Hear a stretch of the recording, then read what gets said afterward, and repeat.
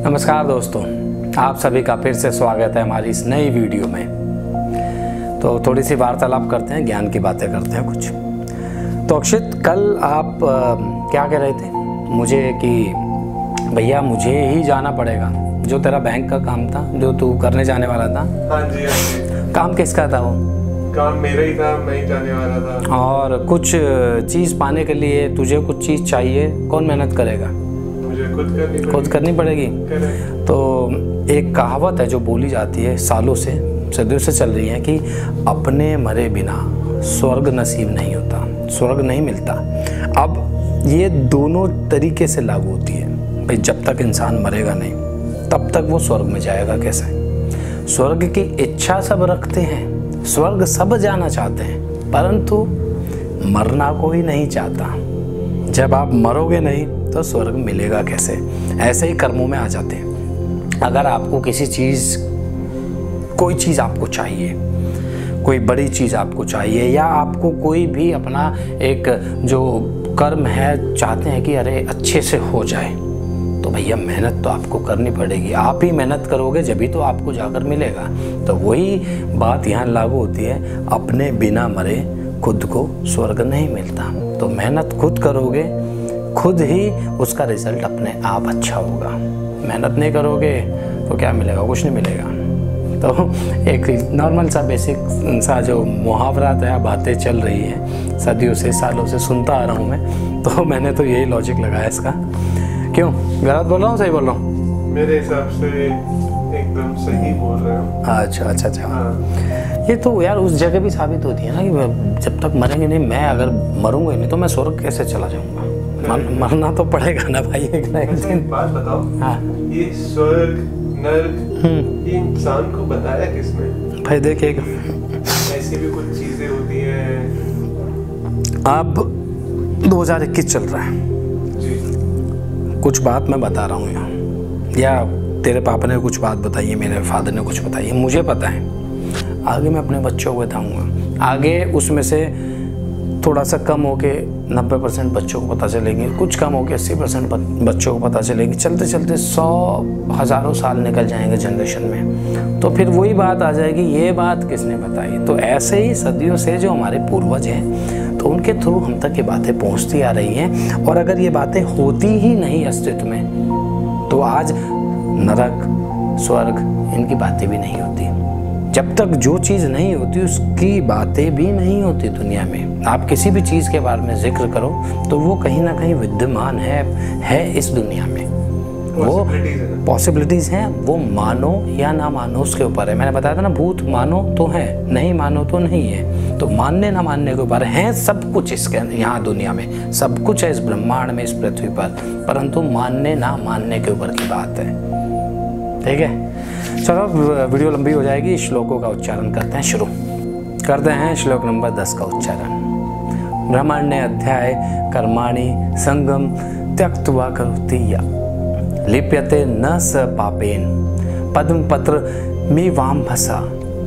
इसका भावार्थ ये है कि श्री कृष्ण जी कहते हैं कि जो पुरुष सब कर्मों में परमात्मा, सब कर्मों को परमात्मा में अर्पण करके आसक्ति को त्याग कर कर्म करता है, वो पुरुष सेम वैसे ही होता है जैसे जल में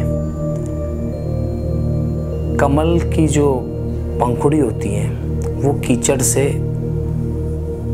रहित होती है। इसका तात्पर्य समझाता हूँ आपको। भाई जो भी पुरुष अपने कर्म करेगा, कंप्लीटली परमात्मा को अर्पण करेगा सारे कर्म, और किसी भी तरह से फल का लालच नहीं करेगा, आसक्ति रहित होकर करेगा, वो मनुष्य कभी भी बुराइयां या इंद्रियां उसे अपने वश में नहीं कर सकती, उसे छू नहीं सकती। सेम वैसे ही जैसे ही कमल क्या होता है, कीचड़ के तालाब में खिलता है, परंतु कमल की जो पंखुड़ियाँ होती है, जो कमल होता है, वो कीचड़ से ऊपर ही रहता है। कभी भी कीचड़ उसको गंदा नहीं कर पाती, उसकी पंखुड़ियों को। तो इसी तरह जो परमात्मा में अर्पण रहता है शुरू से ही, उसको कोई भी बुराई या इंद्रिया उसको वश में नहीं कर पाती। तो बढ़ते हैं श्लोक नंबर 11 की ओर। कायेन मनसा बुद्धया केवल हृन्द्रयरपि योगिन कर्म कुर्वन्ति संगम त्याक्त्वाम शुद्धवे।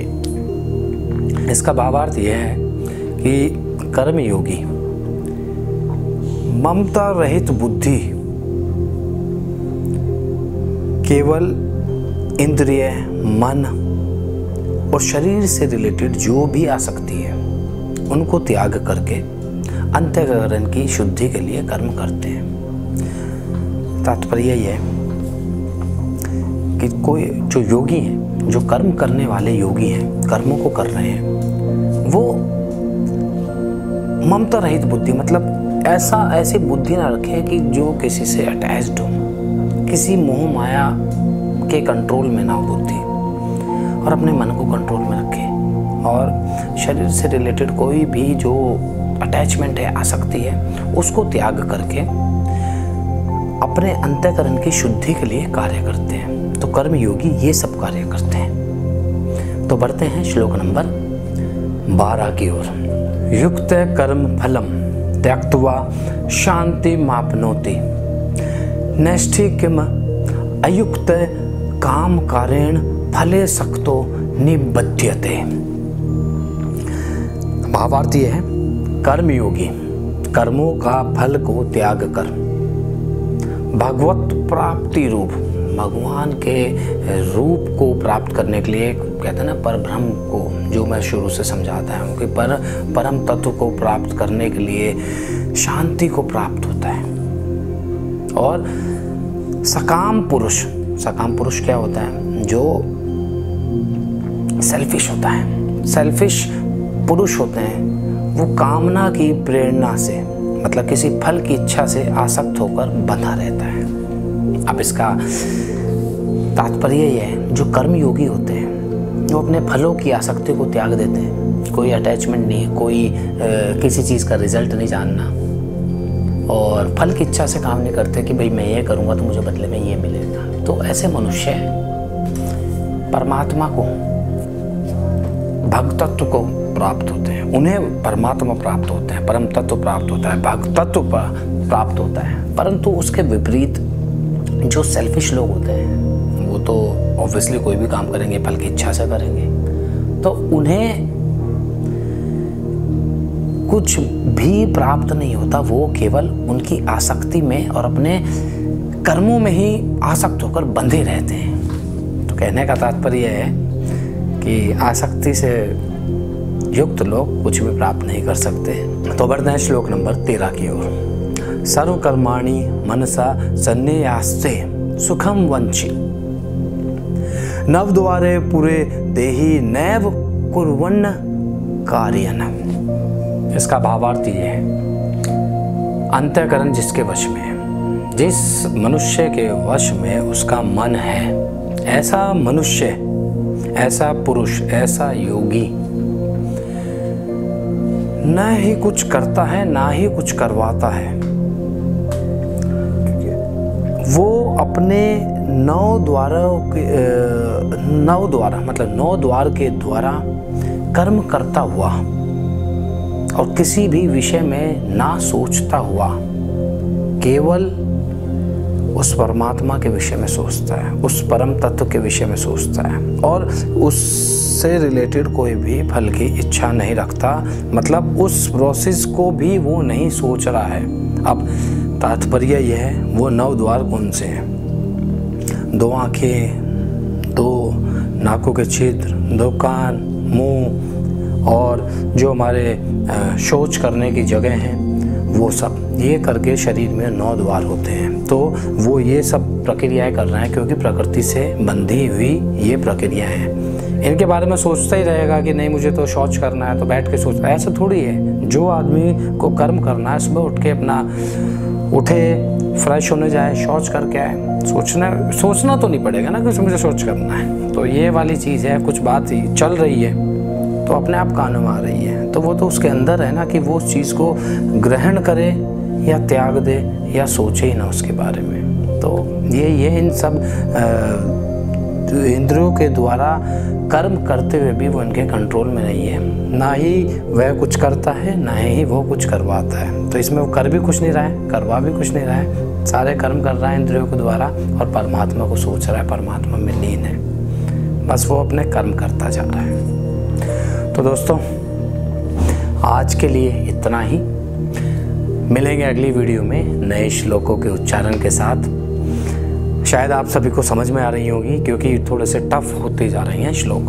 अब गीता अध्याय अगर इतना ही सिंपल होता, क्योंकि यहाँ लैंग्वेज की बात है, सिंपल तो है सार, यहाँ आती है लैंग्वेज की बात। और यहाँ दूसरी बात ये भी आती है कि हम आजकल की जनरेशन में उस चीज़ को ग्रैस्प कर पा रहे हैं, नहीं कर पा रहे हैं, क्योंकि इतनी विशुद्ध हिंदी हो गई है, हिंदी गलत बोलते हैं। तो मुझे भी थोड़ी दिक्कत हो रही है समझाने में, परंतु मैं आज के टाइम के एग्जाम्पल देके आपको समझाने की कोशिश कर रहा हूँ।